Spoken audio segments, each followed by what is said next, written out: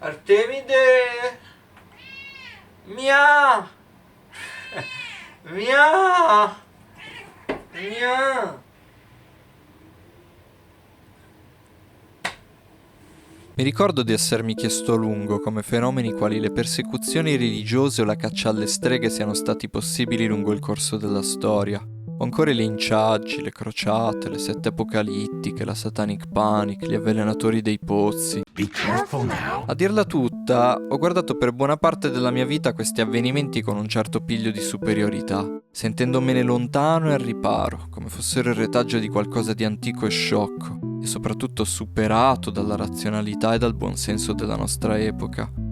Quando studiavo dati eventi storici, il fatto che centinaia, o a volte anche migliaia o addirittura milioni di persone tutte assieme sembrassero preda di una specie di delirio collettivo mi lasciava incredulo a un punto in cui mi chiedevo se le descrizioni degli eventi in fondo non fossero un po' esagerate, perché, cazzo, nessuno sano in mente e in spirito potrebbe sul serio buttare qualcuno su una pira sulla base di presunzioni e congetture. Figuriamoci una nazione intera per anni e anni, ma il tempo mi ha insegnato che tutto ciò che serve è una piccola spinta.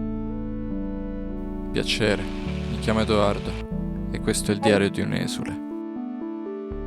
Allora, innanzitutto è da notare che il modo che ho appena descritto di guardare certi eventi lo si potrebbe chiamare bias di modernità, ovvero la tendenza ad analizzare un dato evento storico sulla base delle categorie di pensiero e sistema di valori odierni, il che può certamente permetterci un giudizio morale, quindi di condannare o salvare le azioni di questo o quel personaggio evento storico, il che può avere una sua utilità specifica, che però non è quella di un'analisi approfondita del fenomeno, per la quale diventa necessario uno sforzo di contestualizzazione più importante. Detta altrimenti, se un bambino la notte ha paura perché dice che c'ha i fantasmi sotto al letto, te puoi anche sapere che i fantasmi sotto al letto non ci sono, ma se non lo prendi in conto come dato importante non puoi sperare di capire perché il bambino abbia paura.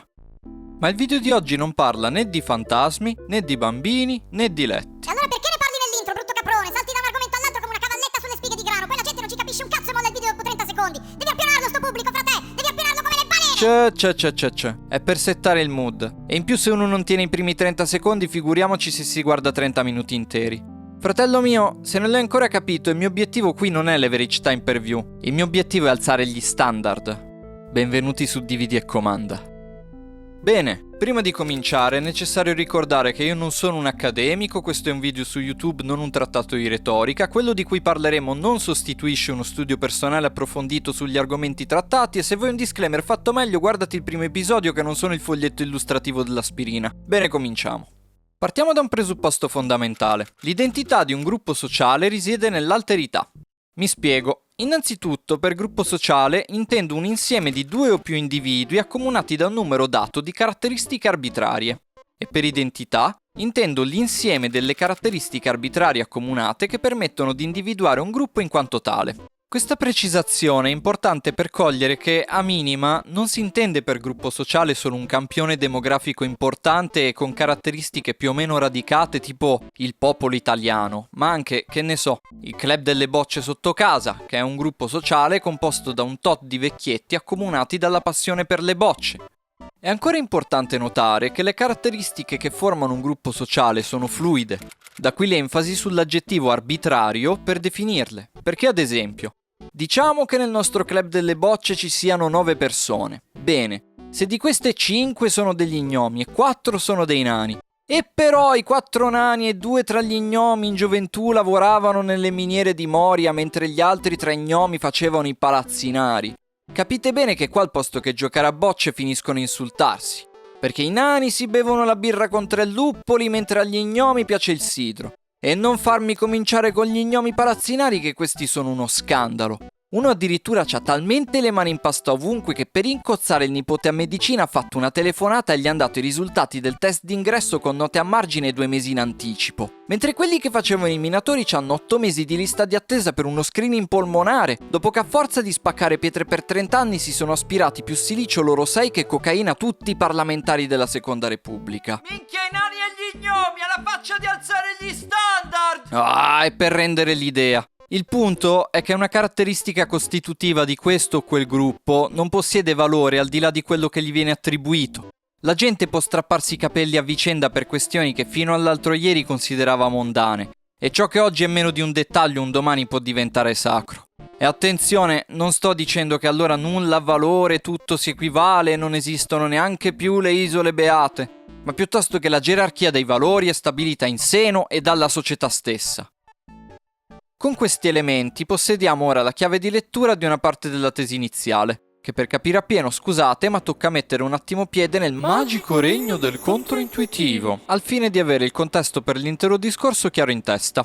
Nella fattispecie, riguardo l'affermazione della propria identità, uno ad esempio potrebbe dire «io sono italiano», sulla base del fatto che è nato all'interno del territorio dello Stato italiano, che condivide un certo numero di fattori culturali specifici con altre persone all'interno di quel territorio e che se Dio vuole parlano tutti la stessa lingua. Ciò equivarrebbe in apparenza ad affermare la propria italianità a partire da specifiche qualità positive che caratterizzano la persona, ovvero il fatto di essere nati in un dato territorio che ha una data cultura condivisa nella quale figura la lingua parlata, per farla estremamente semplice. Il punto è che si parla di pura apparenza, perché appena si comincia a ragionarci un attimo sorge spontanea una domanda, ovvero, sì bene, io sono italiano, ma cosa permette che possa affermarlo? Ovvero, cosa giustifica in primo luogo il fatto che uno possa definirsi italiano? L'esistenza dell'Italia, quindi il fatto che esista un posto nel mondo che si chiama Italia nel quale sono nato, eccetera, eccetera. Ma perché questo posto che si chiama Italia possa esistere, bisogna che esista un altro posto che non si chiama Italia nel quale non sono nato, altrimenti la questione neanche si pone e l'idea stessa di Italia diventa completamente assurda. In estrema sintesi, l'altrove è testimone del qui e il qui senza l'altrove non può esserci. Io sono nato in Italia perché non sono nato in Brasile né in nessun'altra nazione al di fuori dell'Italia, altrimenti non sarei nato in Italia ma altrove. Tu sei te perché non sei me né nessun altro all'infuori di te, altrimenti non saresti più te ma qualcun altro. Noi siamo umani perché non siamo coccodrilli. Ogni affermazione contiene in se stessa la negazione di tutto ciò che non è, altrimenti non potrebbe essere. La si potrebbe metaforizzare con la teoria dei colori, ovvero che quando guardiamo una superficie colorata, rossa ad esempio, la superficie assorbe tutti i colori tranne il rosso, che è il colore che vediamo. Se mi sono spiegato in maniera soddisfacente, dovrebbe ora essere svelato il quadro d'insieme, ovvero che l'identità, quindi l'insieme delle caratteristiche o valori che caratterizzano un gruppo, non risiede nella semplice affermazione di questi stessi valori o caratteristiche, ma nel suo rapporto d'alterità rispetto ad altri valori o caratteristiche percepite come dissimili. Quindi in buona sostanza, due gruppi sociali diversi sono tra loro mutualmente necessari perché si fanno garanti l'uno dell'esistenza dell'altro. Tant'è che per fare un esempio pratico, io prima di partire dall'Italia non mi ero mai posto la questione di cosa significasse essere italiano. Ero troppo impegnato ad essere povero per essere anche italiano. Inoltre attorno a me erano quasi tutti italiani e quelli che non lo erano non mi portavano ad interrogarmi sul fatto che lo fossi. Le fettine di vitello non ti vanno bene? D'altronde l'ossigeno lo si respira, mica lo si sta a guardare. Al limite quando ero in Sardegna mi davano del continentale, quando ero in Liguria mi davano del sardo. Ora in Francia mi danno dell'italiano e in Italia mi danno del francese. Singolare, no? Quindi per assurdo il fatto che fossi italiano ha cominciato a caratterizzarmi nel momento in cui l'Italia l'ho lasciata, e in fede chiunque è partito dal proprio paese sa di cosa sto parlando. Ad ogni modo, come si può notare dall'esempio precedente sulla bocciofila, esisteranno sempre similitudini e differenze fondamentali all'interno di un gruppo sociale. Nel nostro caso, tutti i membri del club erano lì per giocare a bocce, ma alcuni erano gnomi ed altri nani, e ancora alcuni avevano lavorato nelle miniere di Moria, mentre altri erano dei palazzinari. E in quanto tale, esiste un rischio potenziale perpetuo che il gruppo rimanga schiacciato dalle sue contraddizioni interne nel momento in cui le differenze tra i membri prendono un'importanza tale da risultare predominanti rispetto alle similitudini. Quindi, se non vogliamo che i nostri gioviali pensionati comincino a tirarsi le bocce in faccia, ci vuole un qualcosa che faccia sì che si torni a focalizzarsi sulle similitudini rispetto alle differenze e si ristabilisca così la coesione sociale. E se nell'aere c'è sentore di sterco, che vedi le bocce che iniziano ad alzarsi sopra la linea del gomito e gli sguardi farsi incupiti e minacciosi, come la si ottiene sta coesione sociale? Qual è la ricetta segreta di questo prodigioso scotch ultraaderente della volontà comune? Oh, tranquilli. Non serve sale dall'Himalaya né altri ingredienti buffi o esotici. Ti sia chiaro questo, che perché esista un noi, bisogna che esista un loro, e questo loro, all'occorrenza, può diventare un nemico. E in vero delle volte un nemico è tutto ciò che serve. Comme vous le voyez, l'ennemi a des oreilles. Il n'est pas contagieux, mais il est héréditaire. Il est sot. Il croit que c'est nous l'ennemi, alors que c'est lui. La costruzione del nemico è un processo che trae la sua forza dalla capacità di ridurre drasticamente la complessità del reale, introducendo una semplice contrapposizione dicotomica, quindi noi contro di loro, la civiltà contro la barbarie, la luce contro le tenebre, il bene contro il male e così via. Nel merito della nostra analisi, mi sembra utile suddividere la figura del nemico in due categorie principali, ovvero sia nemico esterno e nemico interno. Il nemico esterno, a mio parere, lo si può metaforizzare efficacemente con la figura del drago di San Giorgio, il quale, sebbene dal Novecento in poi abbia perso un po' del suo smalto, diventerò un pompiere. Si presenta come una delle forme più classiche e per certi versi compiute delle caratteristiche che compongono l'archetipo del nemico come minaccia esterna. Se non ce l'avete presente, si tratta di una leggenda medievale e narra che in Libia, poco distante da un centro abitato, vivesse un drago dal fiato mortale che ammazzava chiunque passasse. Per tenerlo buono, gli abitanti della città gli davano 2 pecore al giorno, ma col tempo, avendone sempre meno, presero ad offrirgli una pecora e una persona tirata a sorte tra di loro. Un giorno infausto venne estratta la principessa del luogo e dopo varie tribolazioni ci si preparò a sacrificarla. Provvidenza vuole che proprio allora di lì passasse Giorgio il valoroso cavaliere, che promise di aiutare la principessa nel nome del Cristo. By the sign of the Holy Cross and my faith in Jesus Christ, I will have the protection to fight this. Andò a combattere il drago, lo uccise, gli abitanti della città si convertirono e vissero tutti felici e contenti. Tra l'altro, funny fact, pare che la leggenda in questione tragga ispirazione dall'iconografia dell'imperatore Costantino, il quale in Tracia, ovvero nell'odierna Turchia, durante la guerra civile dell'impero romano tra il 306 e il 324 d.C., prevalse contro l'Augusto d'Oriente diventando così l'unico imperatore e venne poi raffigurato in diverse occasioni e forme come trionfante contro un grosso drago nemico dell'umanità. Tra l'altro, in seguito, dalle crociate in poi, il drago divenne un'allegoria dell'impero turco nell'immaginario e in diverse raffigurazioni cristiane dell'epoca. Molto probabilmente sia le immagini di Costantino che la leggenda di San Giorgio prendono a loro volta ispirazione dalla figura dell'arcangelo Michele. Comunque, il drago è una figura mitologica presente in svariate culture e anche molto diverse tra loro, e per questo con altrettante forme e particolarità. La letteratura e il cinema dal Novecento in poi ne hanno al contempo diluito e standardizzato la figura, dandogli tratti a volte più presenti nella tradizione orientale, quali benevolenza e saggezza, arrivando così alla figura odierna del drago dell'immaginario fantasy, che secondo i casi può essere amico o nemico, ma in linea di massima è sempre antico e degno di un certo timore e reverenza. Il tipico drago della tradizione europea è invece, per chi avesse vagamente presente il lore di Dungeons & Dragons, il drago rosso, ovvero quello grosso, malvagio che sputa fuoco, il quale, al di là del famoso gioco da tavola, presenta dei tratti tipici e comuni, più o meno universalmente condivisi lungo tutta la storia dell'Occidente cristiano. Innanzitutto, il drago è feroce e lo si vede a colpo d'occhio. Tutto nel suo aspetto suggerisce la sua natura ferina e i suoi tratti fisici ne sono il primo e più evidente sintomo.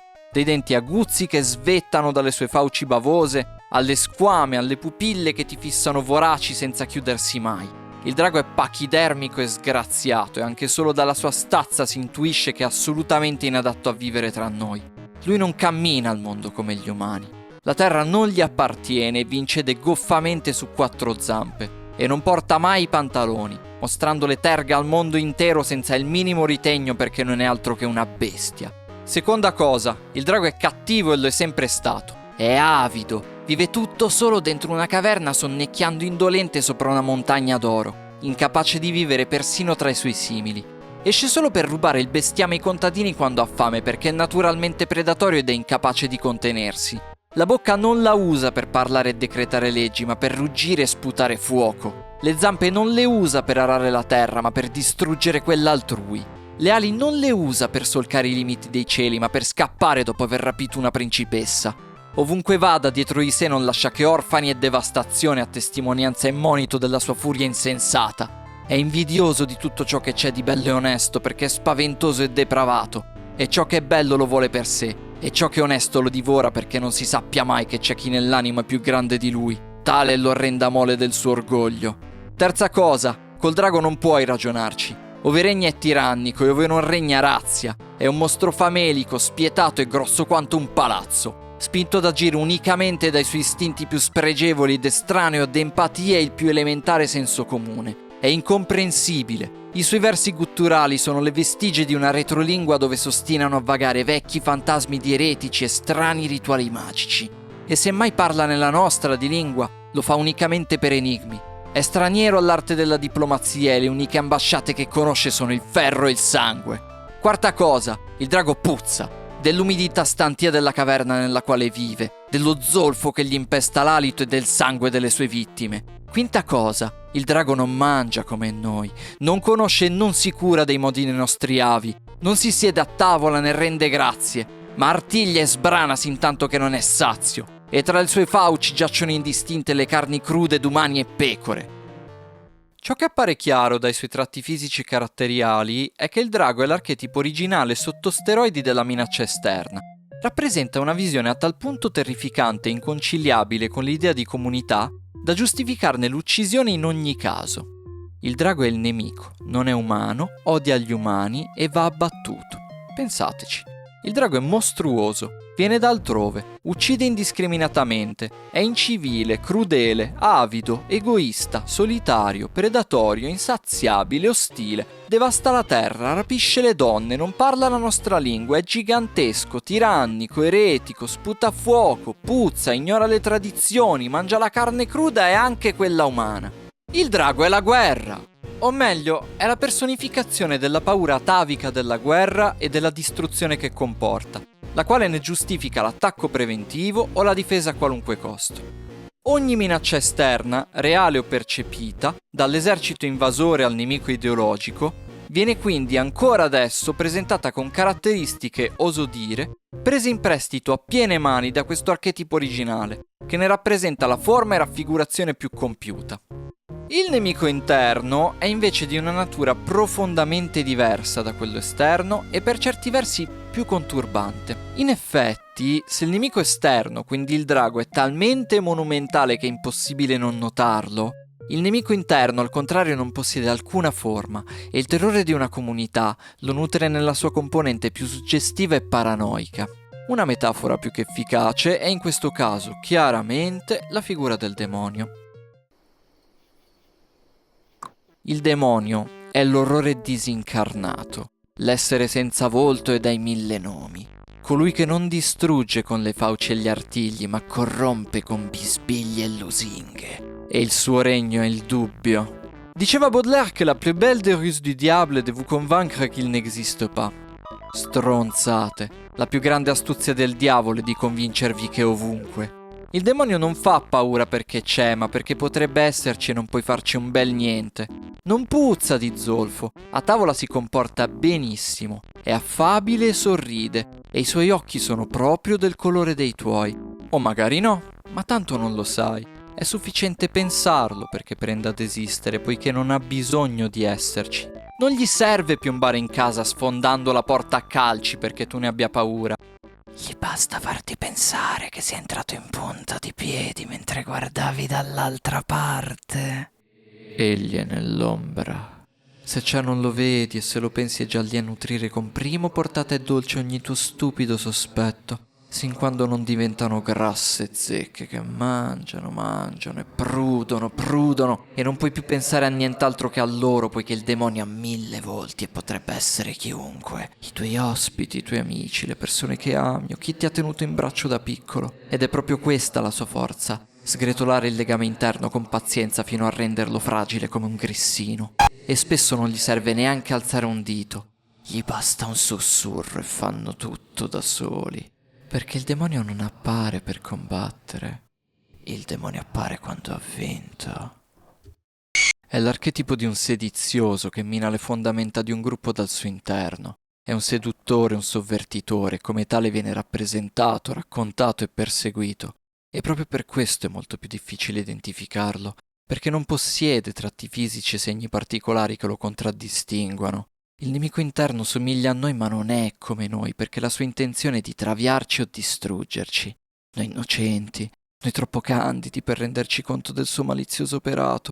Perché chi potrebbe riuscire a farci del male o peggio spingerci a fare del male se non approfittando della nostra buona fede? Per questo bisogna che veniamo protetti da noi stessi, perché siamo troppo buoni per capire, troppo fiduciosi per vedere al pascolo i lupi farsi quatti tra i cespugli. Ma i lupi ci sono, tu non li vedi, ma i lupi ci sono sempre stati. Aspettavano solo che tu passassi.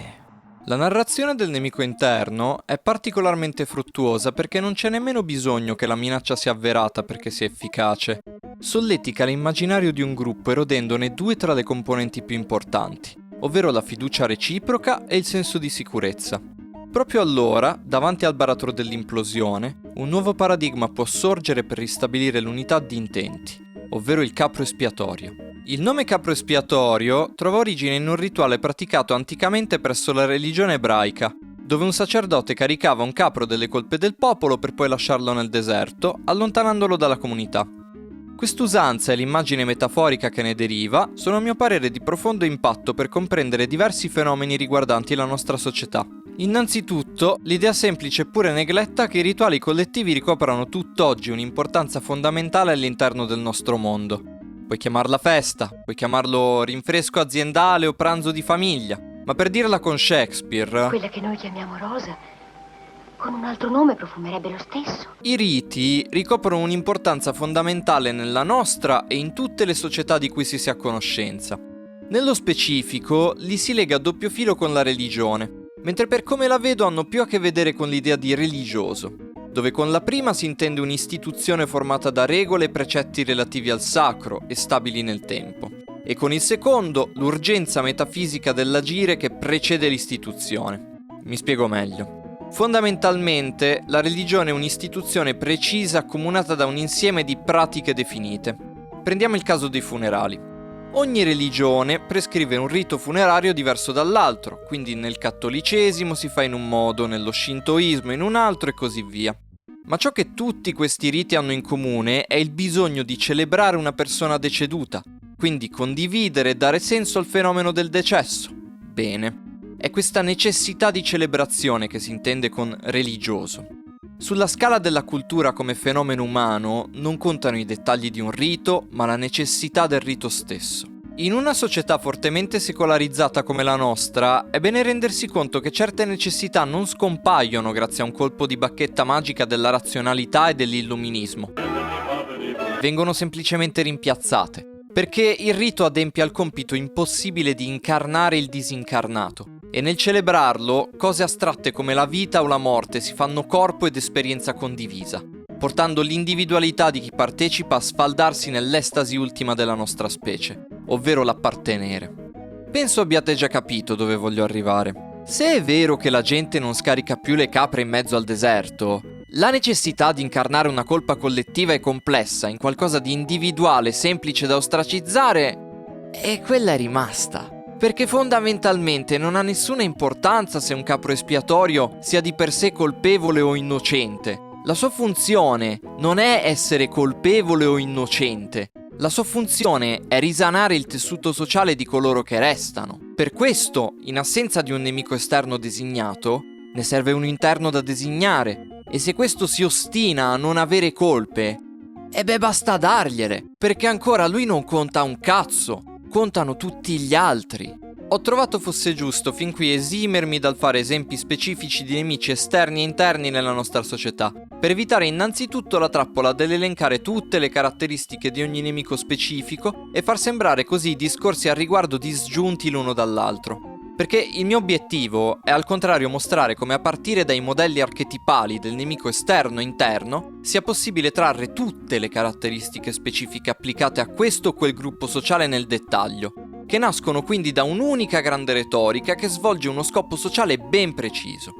È altresì necessario ribadire che questo processo non è esclusivo dei grandi discorsi sulla minaccia di turno portati in politica, sebbene in quel caso siano abbastanza limpidi come tali, ma sono parte su scala minore del nostro quotidiano, ogni volta che semplifichiamo le ragioni di un'inimicizia per non renderci conto che spesso il mostro è bello e alto al pari di noi. In fin dei conti sono certo che di mostri reali o immaginari ve ne sono venuti in testa bizzeffe.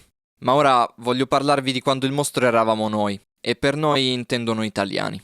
Italians ain't white. Yes, they are, bro. Since the fuck when? It's like the last 60 years, man.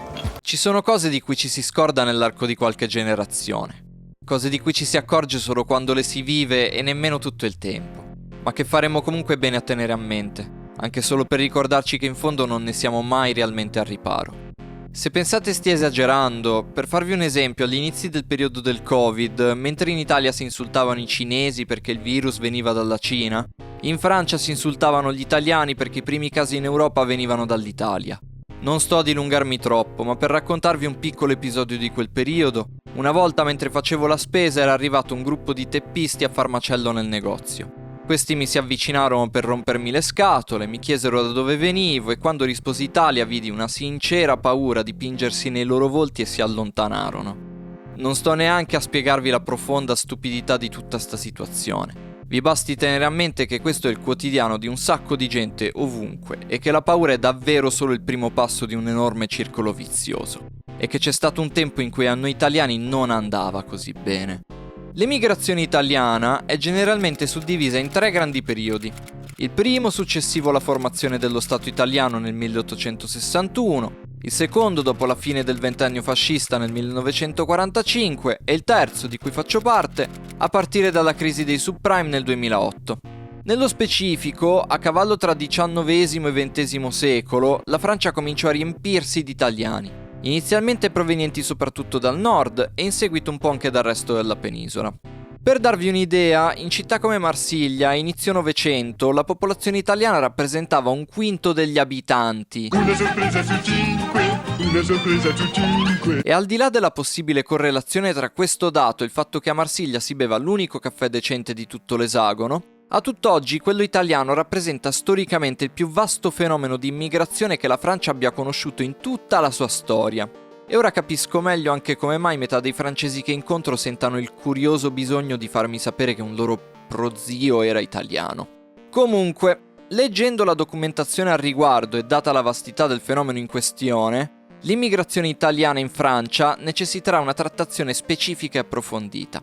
Per oggi ci limiteremo a notarne gli aspetti utili al tema di cui si è parlato lungo il corso della nostra analisi sulla retorica del nemico. Già, perché in generale qua la memoria dell'assimilazione italiana si è più o meno completamente persa, fino ad arrivare a strane aberrazioni discorsive tipo il presentare l'immigrato italiano storico come il preferito dei francesi, o l'utilizzo del termine rital, che è storicamente un dispregiativo per chiamare gli italiani immigrati in Francia, come fosse un appellativo affettuoso e un po' familiare.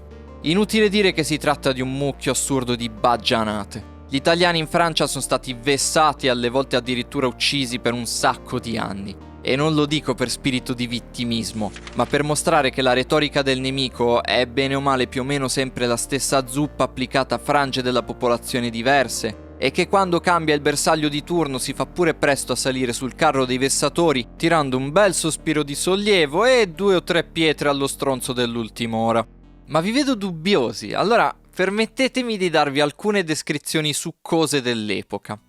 Gli italiani erano chiamati principalmente rital, dalla sigla sui loro permessi di soggiorno, Ital, ovvero rifugiato italiano, ma anche i cristi, perché erano considerati troppo religiosi dalla popolazione locale, i maccheroni, dal cibo ovviamente, i crispi, che non ho ancora capito a dove esce ma suppongo doveva essere considerato un cognome comune, e ancora, e questo personalmente è il mio preferito, gli orsi. Immagino perché venivano giù dalle Alpi e spesso a piedi, ma altre interpretazioni dicono perché i primi immigrati del nord erano molto pelosi, ma mi sembra poco verosimile, oppure perché, facendo soprattutto lavori stagionali, durante l'inverno scomparivano come gli orsi ibernati. Quest'ultimo epiteto in particolare diede anche nome ad una pratica piuttosto in voga nel tempo conosciuta come la caccia all'orso. Hai preso? Oh no, una mira infallibile.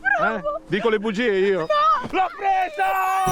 L'ho preso! O la caccia all'italiano, che era un nome un po' fiorito per indicare un linciaggio. E se pensate che senza dubbio la xenofobia contro gli italiani doveva essere una roba da fasci della prima ora, bisogna che vi ricrediate. Gli italiani erano odiati da tutti tranne che dal patronato, perché lavoravano come muli a salario basso ed erano considerati dei crumiri. Gli italiani erano accusati di rubare il lavoro ai francesi, di mantenere i salari generali al ribasso a causa della loro docilità, di non contribuire all'economia locale o ancora di spiare i cantieri francesi per conto della Germania, che all'epoca era nemica della Francia e alleata dell'Italia. Ecco una descrizione degli italiani tratta dal quotidiano Le Cri du Peuple di marzo 1885. Vivono tra loro non mischiandosi alla popolazione. Mangiano e dormono in camerate come soldati accampati sul fronte nemico. Si mettono 8, 10 o anche 15 in una sola stanza. Uno tra loro si occupa delle pulizie. Ogni stanza funge per 2 camerate, una per la notte, l'altra per il giorno. Un altro quotidiano, L'Est Républicain, a luglio 1895, scrive: Se passate un giorno, all'ora di pranzo, vicino ad una delle numerose mense italiane, il vostro naso è spiacevolmente solleticato dall'odore di disgustosi zupponi.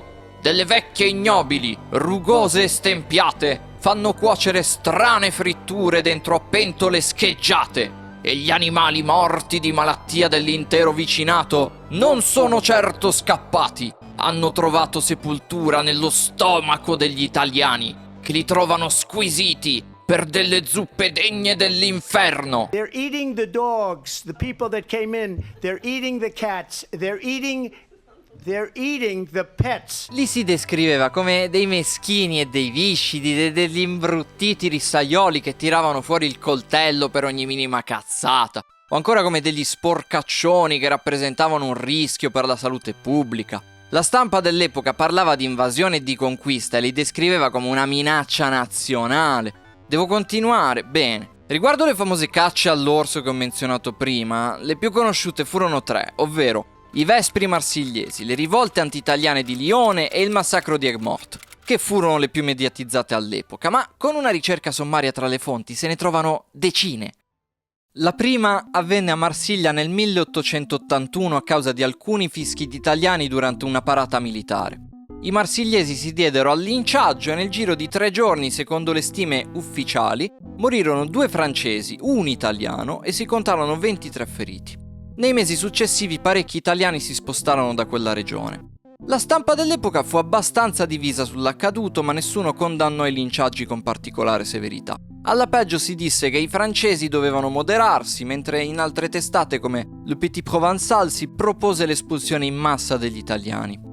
Le rivolte anti-italiane di Lione avvennero invece nel 1894 dopo che un anarchico italiano uccise il presidente della Repubblica francese in visita appunto a Lione. E i lionesi, considerando che in fondo l'assassino era più italiano che anarchico, misero a ferro fuoco la città per 3 giorni in rappresaglia. Furono incendiati circa una ventina tra edifici e negozi legati alla comunità italiana, parte della quale se ne andò dalla regione a seguito degli avvenimenti, ma non vennero registrate vittime. Ma la palma d'oro per la caccia all'orso va indubbiamente alle Saline Rosse, ovvero il massacro di Aigues-Mortes, avvenuto l'anno precedente alle rivolte di Lione, nel 1893. Aigues-Mortes è un ridente paesello che sta in una zona paludosa affacciata sul mare in Camargue, a un tiro di schioppo da Montpellier, ed è famosa per le sue saline, e lo era già all'epoca, tant'è che ogni estate arrivavano parecchi lavoratori stagionali per spaccarsi la schiena dentro a sti cantieri per fare il sale. Un po' come succede nell'agricoltura ancora oggi. Per l'esattezza, quell'agosto del 1893 nelle saline lavoravano principalmente 3 gruppi sociali. Gli Ardéchois, che erano i montanari che venivano da poco più a nord di lì, gli italiani, nello specifico del nord, e i Trimards, che erano in buona sostanza il corrispettivo di oggi dei punk a bestia. I lavoratori delle saline erano divisi per squadre, delle quali alcune erano miste, e il lavoro era pagato a cottimo sulla base del rendimento generale di una squadra. Così ci si ritrovò nella spiacevole situazione in cui nelle squadre composte da italiani e Trimards, quest'ultimi andavano più lenti dei primi, diventando oggetto di scherno e scazzi perché facevano abbassare il rendimento generale della squadra e quindi il salario di tutti. Detta in breve, sta situazione comincia a prendere una brutta piega e finisce in rissa. I Trimards se le pigliano e per vendicarsi gli viene st'idea geniale di andare in paese a mettere in giro la voce che gli italiani hanno ammazzato degli abitanti del luogo.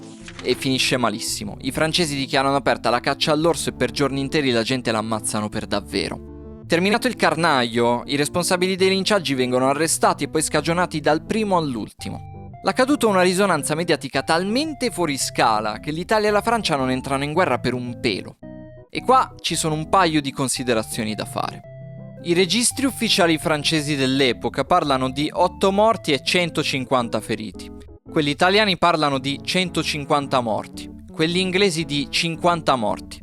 Adesso, qua non è che stiamo al bingo. A vedere la differenza abissale tra il conteggio italiano e quello francese, mi viene in mente la tipica strategia dei numeri dei partecipanti delle manifestazioni al telegiornale, dove la prefettura dice che c'erano 2 stronzi a giocare a carte e gli organizzatori invece che ancora 3-4 persone si faceva la rivoluzione. Minchia, ma la banca è l'emblema della ricchezza. I primi lo fanno per minimizzare la dimensione del dissenso nell'opinione pubblica e disincentivare la partecipazione. I secondi lo fanno con l'obiettivo opposto, ovvero far apparire la manifestazione più partecipata e incentivarne la dinamica. E nessuno dei due può abbassare i toni, perché se uno lascia campo libero all'altro si rischia l'esaltazione da una parte o il disfattismo dall'altra. Nel caso di Aigues-Mortes vige a mio parere una logica abbastanza simile, ovvero le autorità francesi avevano pieno interesse a minimizzare le vittime per evitare scandali eccessivi, anche se in quel caso gli era andata malissimo e si era parlato dell'accaduto pure negli Stati Uniti, mentre quelle italiane a massimizzarle, anche perché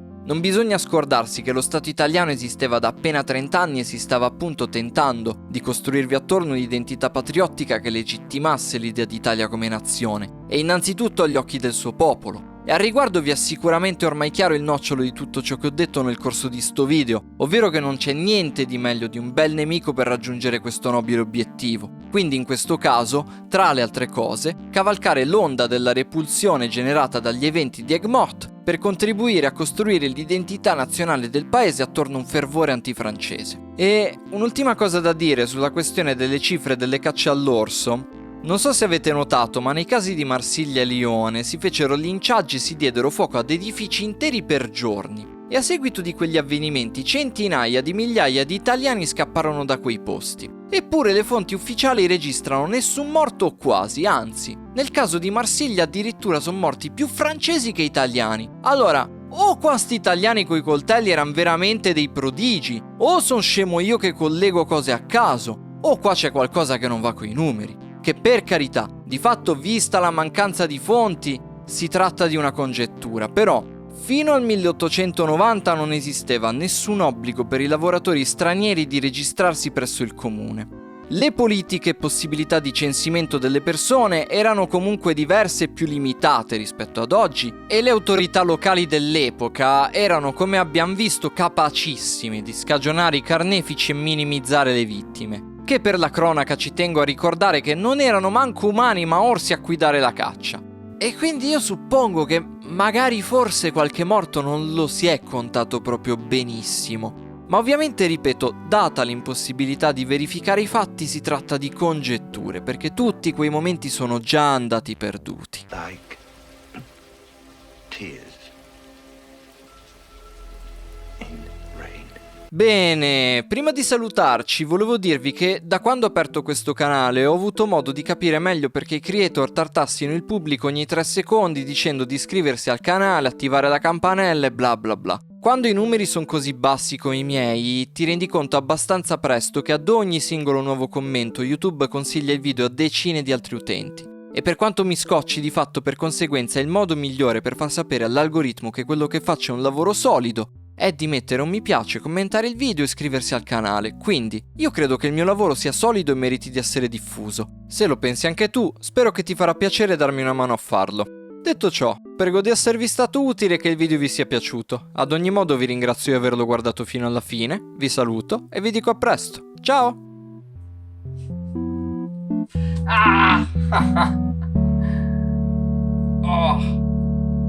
Oh.